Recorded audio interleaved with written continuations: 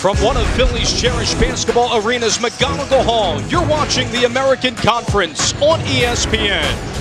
Tonight, it's the second game for both teams this season as the Temple Owls host the Rutgers Scarlet Knights.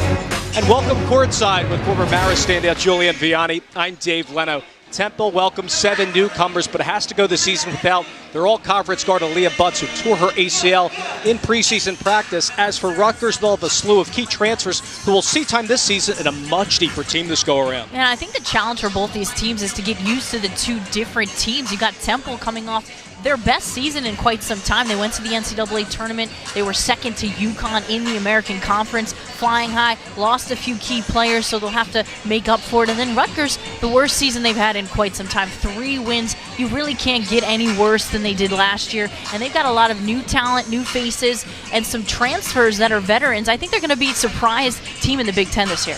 Tonight we'll center on a matchup of 2 scoring threats, beginning with Temple's Tanae Atkinson. She's a flat-out double-double machine. She had 23 on Friday, and she's primed up to take the reins of this group. She's the reigning 6th player of the year. Last year was 7th in the nation in offensive rebounding. This girl can flat-out play, add such a toughness to this team.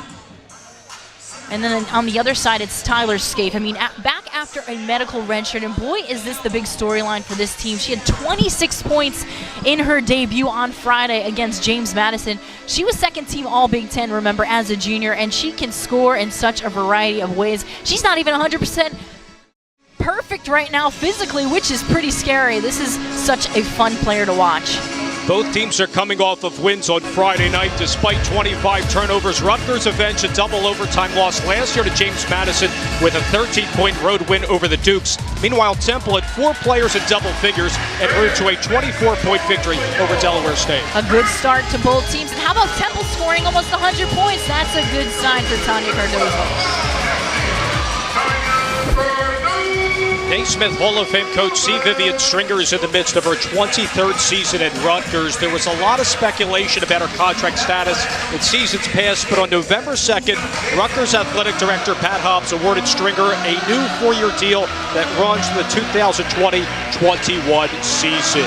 Her starting lineup consists of 3 players who sat out last season, including All-Big Ten performer Tyler Scaife, who averaged over 17 points per game 2 years ago. She'll be joined by transfer Kathleen Fitzpatrick, who's a 3-point specialist, and Stasia Carey, coming off of a 4.7 rebound performance at James Madison. On the opposite bench, Tanya Cardozo is Temple's all-time winningest coach and captured a 3rd consecutive 20-win season last year, culminating with a trip to the NCAA tournament for the first time since 2011. Here's Temple's lineup featuring the stealthy Tanae Atkinson and Khadijah Berger, a 3-point threat who will be asked to play the 1 this season. Temple brings in Mia Jones, a grad student transfer from Georgetown that adds depth and experience to the guard position, but keep an eye on freshman Mia Davis from Baltimore. She had a big night against Delaware State on Friday, cashing in a double-double in her first college game.